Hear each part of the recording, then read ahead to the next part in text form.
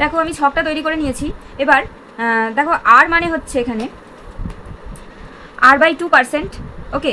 তারপরে পি মানে হচ্ছে 2p, টি মানে হচ্ছে টি, আর তাহলে এখান থেকে আমরা আই বের করব। তাহলে এখানে আইটা হচ্ছে, দেখো আইটা আমাকে বের করতে হবে। তাহলে এখানে পরপর লিখে নিই।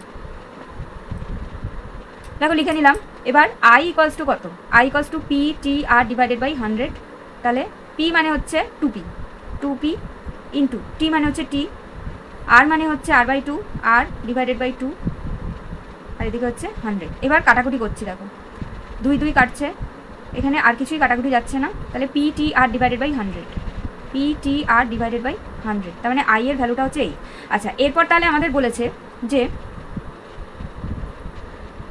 সুদ আসল কত হবে। সুদ আসল মানে হচ্ছে সুদ যুক্ত আসল, ঠিক আছে। তাহলে এবার দেখো এটা তো আমি আসল, এটা তো পি এর ভ্যালুটা হচ্ছে 2p, তাহলে এখানে দেখো অলরেডি 2pটা দিয়ে দিয়েছে।